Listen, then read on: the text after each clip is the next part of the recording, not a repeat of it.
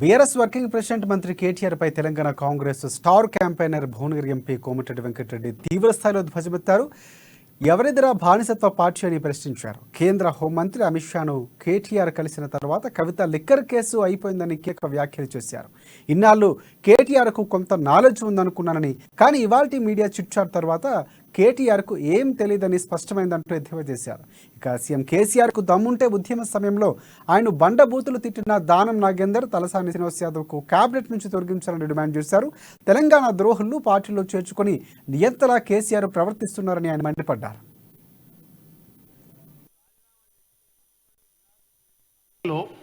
నా ఎమ్మడి అందరు కాంగ్రెస్ వాదులు అందరూ వచ్చును, సరే కొందరు చేయకుండొచ్చు, కానీ నాగేందర్ కట్టెపట్టుకొని ఇష్టం ఉన్నట్టు తెలంగాణ వాదులను కొట్టిండు. ఆ నాగేందర్ ఏ పార్టీలో ఉన్నాడు? తలసాని శ్రీనివాస్ యాదవ్. అరే కేసీఆర్, ఇదే మాట నీకు రికార్డులో చూపిస్తా. ఫుట్బాల్ లాగా ఆడితే తంతే అవతల పడుతూ హైదరాబాద్ రాకుండా అన్నాడు. ఏ పార్టీలో మంత్రి ఉన్నాడు? మాగంటి గోపీనాథ్, అరకపూడి గాంధీ.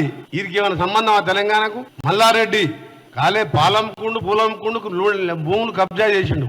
ఏం తెలంగాణ ఉద్యమం సంబంధం? మంత్రి పదవి ఇచ్చినావు. పట్నం మహేందర్ రెడ్డి తెలంగాణ ఉద్యమం ఉన్నాడా? సబితా ఇంద్ర కిరణ్ కుమార్ రెడ్డి దగ్గర ఉన్నాడు. ఆమె మంత్రి పదవి ఇప్పుడు ఎందుకు ఇచ్చినావు? తెలంగాణ ద్రోహులంతా నీ క్యాబినెట్లో పెట్టుకొని నువ్వు ఉల్టా కాంగ్రెస్ పార్టీ మొత్తం తెలంగాణ ద్రోహులు అని ఏదో మాట్లాడిన చాలా పాయింట్లు ఉన్నాయి. మీరు ఏమైనా అడిగితే దానికి ఆన్సర్ చెప్తాం, కానీ తెలంగాణ ద్రోహంతా నీ క్యాబినెటే. తెలంగాణకు మా ఎంపీలు బొన్నం ప్రభాకర్ కన్వీనర్గా మా ఎంపీలని సొంత పార్టీలో సస్పెండ్ చేసిన చరిత్ర ఈ 70 ఏళ్ల చరిత్రలో ఎక్కడ కూడా లేదు. స్పీకర్ ఉండి అధికార పార్టీ ఎంపీలు కూడా సస్పెండ్ కాబడ్డారంటే చరిత్రలో మొదటిసారి. ఆ ఎంపీ అందరూ బతికే ఉన్నారు.